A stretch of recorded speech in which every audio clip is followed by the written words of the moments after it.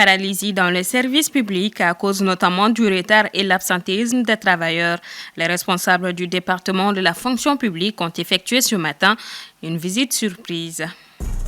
EDEM-SA Sarali est la nouvelle application de l'EDEM-SA pour faciliter les recherches ISAGO, mais elle est déjà décriée, vous le verrez au cours de cette édition. Au Sénégal, les députés ont voté hier soir. La présidentielle a été reportée au 15 décembre 2024. Voilà pour le sommaire. Ravi de vous retrouver, mesdames et messieurs. Bonsoir et bienvenue dans ce journal. Dans les services publics de l'État et des collectivités territoriales, l'absentéisme et les retards constituent aujourd'hui des facteurs de paralysie dans leur fonctionnement.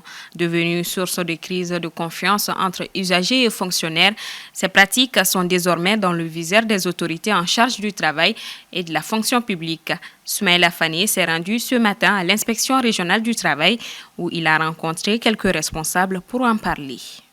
Pour un changement de comportement et une prise de conscience citoyenne, civique et professionnelle, le chef du département du travail, de la fonction publique et du dialogue social veut mettre fin au retard et l'absentéisme dans les services publics.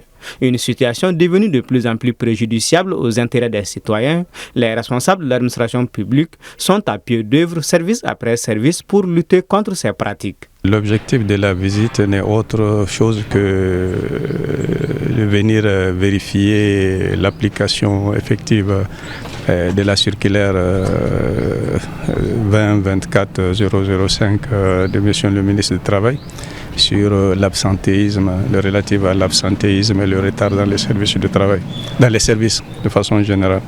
Donc nous sommes venus constater, parce que suite à après cette correspondance, nous avons instruit aux directeurs régionaux de prendre toutes les dispositions pour mettre en place un mécanisme, n'est-ce pas, de contrôle de ces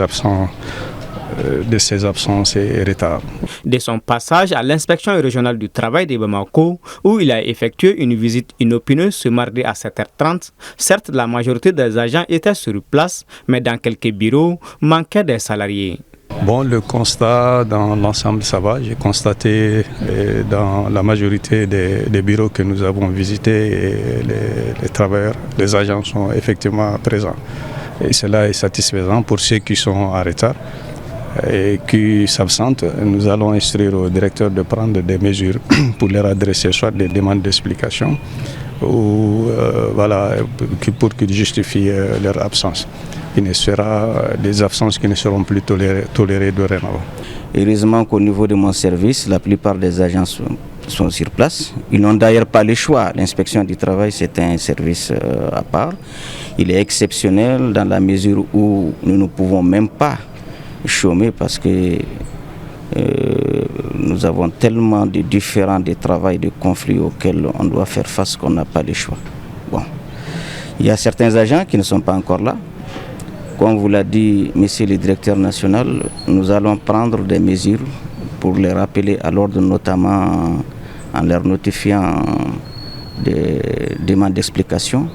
Pour rappel de l'arrêté numéro 92-53-87 du 29 octobre 92, dans son article 2, je cite, « Dans les services publics, la durée effective du travail ne pourra excéder 40 heures par semaine, repartie entre 7h30 et 16h du lundi au jeudi, avec une pause d'une demi-heure, et de 7h30 à 17h30 le vendredi avec une pause de 2 heures. » Le gouvernement malien a annoncé ce lundi 5 février l'annulation pure et simple de tous les concours d'entrée à la fonction publique de l'État organisés en décembre dernier. Cette décision intervient après la découverte de fraudes et d'irrégularités dans le processus, une annonce que regrettent plusieurs candidats. Nous les écoutons au micro de Assetoumani Koulibaly.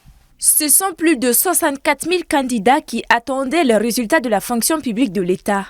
Hier lundi soir, relayé par la chaîne nationale ORTM, les autorités de la transition ont annoncé l'annulation du concours de recrutement dans la fonction publique. Selon l'annonce, c'est suite à la découverte d'un vaste réseau de corruption autour du concours que cette décision a été prise. Cette annonce, tel un coup près, est dure pour plusieurs candidats qui estiment que leurs efforts sont réduits à néant. J'attendais impatiemment le résultat, mais voilà, on me dit que c'est annulé. Je vois sur les réseaux sociaux aussi que c'est annulé. Je pensais que ce n'était pas fondé, mais on a dit aussi à la télévision nationale que c'est annulé. Bon, je ne suis pas du tout contente, mais je me dis aussi qu'il y a une bonne raison. Mais on nous dit aussi qu'il y a eu une fraude. Je ne sais pas quel genre de fraude non plus. Je pense que c'est un manque de communication ici. C'est la partie même qui m'a un peu dérangée, le manque de communication. Parce que si on nous avait expliqué les genres de fraude, comme ça on serait dit, ah là c'est justifié. Mais on ne nous a pas dit ça non plus. Du coup, on est juste là, on accepte la situation. Voilà. À la découverte de cette information, j'ai été animé par un sentiment de déception non seulement et de tristesse. Parce que vu tout l'effort consenti et déployé pour la réussite de ce concours, voir après que ça a été annulé à la suite de certaines pratiques déshonorantes, vraiment ça fait chaud ou froid au cœur, je ne sais pas. Je suis vraiment triste. Ça m'a surpris et ça m'a déplu aussi. Parce que vu les préparations qu'on avait faites, en termes de moyens financiers, psychologiques et physiques, et voir que tout cela est parti à l'eau comme ça, ça ne m'a pas du tout plu comme beaucoup d'autres candidats. Comment avoir de nouveau la motivation pour reprendre le concours? Beaucoup d'autres se posent cette question. Ce qu'ils éprouvent aujourd'hui aussi entre frustration et indignation. Moi, j'ai failli ne même pas déposer ma candidature. C'est le dernier jour que je suis allée et j'avais été incitée par ma maman parce que vu la réputation de ce concours, donc des fois on est découragé, mais l'engagement que j'avais avant, je ne suis pas sûre à 100% que j'aurai encore le même dévouement, mais on verra bien. Motivé, nous allons le faire, mais pas avec la même motivation, parce qu'on n'aura plus cette même énergie qu'on avait pour préparer le concours, on n'aura plus la même motivation, mais quand même, on va le faire. Nous le ferons parce qu'on a peur de la bouche des gens, ceux qui diront que voilà, tu n'as pas envie de le faire. Ça, c'est la seule raison qui va nous pousser à le faire, sinon on n'aura plus la même énergie, la même motivation de le faire. Les candidats restent sceptiques sur l'organisation d'un nouveau concours. Le ministère chargé de la fonction publique a rassuré les candidats de l'organisation d'un autre concours à une date qui sera communiquée ultérieurement. Sollicité, le ministère n'a pas souhaité s'exprimer, assurant qu'une enquête est déjà en cours. Je vous l'annonçais en titre, EDM-SA a mis au point l'application EDM-SA Sarali, un nouveau moyen de paiement électronique de factures, Isago et Devi, mais cette nouvelle méthode est loin de faire l'unanimité. On le découvre avec Djeneba Samaki. Pour l'achat de crédits pour les compteurs Isago et les règlements des factures ou Devi, EDM-SA a décidé de lancer EDM-SA Sarali, une nouvelle application électronique. Avec ces nouveaux systèmes, les frais de paiement seront désormais supportés par les clients, alors qu'auparavant, c'est EDM qui prenait en charge ces frais à travers un contrat qui les liait à son partenaire Energia. Les utilisateurs sont confrontés à d'énormes problèmes au niveau de l'utilisation de cette nouvelle application-là. Donc, par exemple, tu peux essayer d'acheter un crédit Isaco, mais en vain, ça ne vient pas. Moi-même, j'ai été confronté à ce problème-là hier soir même déjà. J'ai essayé en vain, mais ça ne l'est pas. L'application, en fait, ne marche même pas. Donc, c'est vraiment un calvaire pour les utilisateurs.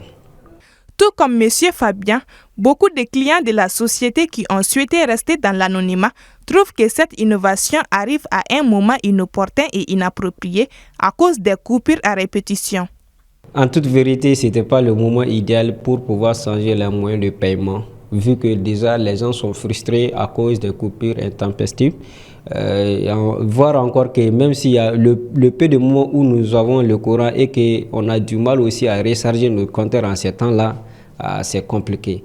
Il fallait que l'EDM choisisse un moment opportun pour pouvoir installer l'application. Et en plus, il devait faire ça comme un test de marché avec l'application. Il devait tester le marché si ça marche ou ça ne marche pas. Au lieu de couper tous les autres moyens de paiement directement, il fallait qu'ils testent d'abord le marché avec ça. Et après, ils vont lancer le produit final. Mais ils n'ont pas fait ça, ils ont juste lancé le marché directement. Donc, c'est ce qui fait que les utilisateurs quand même souffrent aujourd'hui par rapport à ça. Déjà, nous souffrons pour les coupures et puis pour les recharges aussi, c'est compliqué. Selon une source, les frais varient comme suit. De 1 à 1999 francs CFA, les clients payent 100 francs. De 2000 à 20 000 francs CFA, c'est 2,5% du montant que les clients doivent payer et au-delà de 20 000, c'est 500 francs de frais. Compte tenu des difficultés que traverse EDM, beaucoup d'observateurs ont indiqué que cette action est tout à fait logique. Toutefois, ils espèrent que ces frais qui seront désormais supportés par les clients permettront à la société de sortir de cette impasse. Depuis ce week-end, l'axe Sévaré-Gao est sous blocus des groupes armés. Les populations indiquent que les denrées de première nécessité commencent à manquer dans la région et les prix augmentent. À Gao, écoutons Abdul Karim Samba, président de la coalition des anciens des mouvements et organisations de la résistance civile de Gao. Les PNAS qui, depuis l'attaque du bateau, continuent à ravitailler les populations avec leurs moyens de bord aussi, avec la décrue. Vous imaginez un peu, les PNAS ne peuvent plus continuer leur trafic sur le fleuve. Donc du coup, Gao est, je dirais, asphyxié, comme on appelle, sinon coupé de tous les quatre côtés du reste du pays. Donc du coup, les denrées sont en train de flamber. Je viens d'acheter les kilos du sucre à 1000 francs, tout de suite. Moins de 15 minutes. Les kilos de sucre. Je dis bien les kilos de sucre à 1000 francs. Ça, c'est aujourd'hui. Demain, quand serait-il, combien ils vont augmenter encore dessus? Le paquet de lait à 3000. Vous voyez? Direction le Sénégal. Le Parlement a entériné le projet de loi visant à repousser la présidentielle au 15 décembre 2024. Un vote qui plonge mardi le pays dans l'inconnu et fait craindre une ébullition. Aminata Keita nous fait le point. C'est officiel. L'élection présidentielle au Sénégal est repoussée au 15 décembre 2024. Le débat autour de la date qui avait commencé lundi dans la matinée s'est poursuivi jusqu'en pleine nuit dans une ambiance électrique, des parlementaires en venant même aux mains dans l'après-midi. L'Assemblée nationale, le président de la République ne peuvent pas reporter une élection présidentielle. Seul le Conseil constitutionnel peut reporter une élection présidentielle et même ce report-là est très encadré. Donc ce qui nous réunit ici est tout simplement anticonstitutionnel. C'est pourquoi je dis qu'aujourd'hui, nous assistons à une tentative de fomenter un coup d'État constitutionnel, un putsch constitutionnel. Le peuple sénégalais avait fermé la porte du troisième mandat illégal et illégitime. Le président de la République est en train d'essayer de passer par la fenêtre pour avoir un troisième mandat illégal et illégitime. Et cela ne passera pas. Cela ne passera pas, c'est pourquoi on a invité le peuple sénégalais à la désobéissance civile, car à une loi injuste, à une annulation électorale injuste, à un report électoral injuste, nul n'est tenu d'obéir et nous n'allons pas obéir. Je pense que l'heure est grave et il revient à nous députés de prendre notre responsabilité en quoi faisant, en reportant cette élection pour véritablement que la lumière soit faite afin que nous puissions aller vers une élection présidentielle apaisée, transparente et inclusive. La loi a été adoptée tard dans la nuit d'hier à aujourd'hui à la quasi-unanimité par 105 voix pour et 1 voix contre. Avant le vote, les députés de l'opposition qui faisaient obstruction au vote ont été évacués par la gendarmerie. Le président Macky Sall restera dans ses fonctions jusqu'à l'installation de son successeur, précise une autre disposition de la loi. Depuis l'annonce du report de la présidentielle annoncée samedi par le président Macky Sall, la tension est montée d'un cran au Sénégal, considéré comme l'un des pays les plus stables en Afrique de l'Ouest.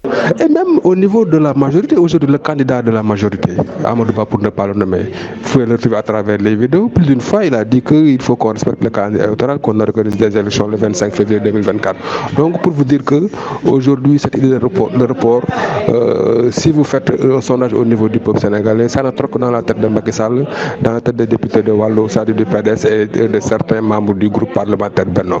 Donc aujourd'hui, rien qu'à lire à travers la presse, vous vous rendez compte que c'est une idée qui a été fortement jetée. Cette décision sans précédent, dénoncée par beaucoup comme un coup d'État constitutionnel, a provoqué un tollé, dont des vagues de manifestations depuis dimanche que les gendarmes essaient de repousser avec des gaz lacrymogènes. Avec cette adoption de la loi par le Parlement, la situation dans le pays demeure volatile. La communauté économique des États de l'Afrique de l'Ouest CEDEAO, l'Union africaine, les États-Unis, l'Union européenne et plusieurs autres pays ont exprimé leur inquiétude. Outre les pays, des organisations de défense des droits sénégalaises et internationales ont appelé les autorités à se garder d'un usage excessif de la force, des arrestations arbitraires et des atteintes aux libertés. Point final donc à ce 19h45. Merci à vous de l'avoir suivi. Bonsoir à tous.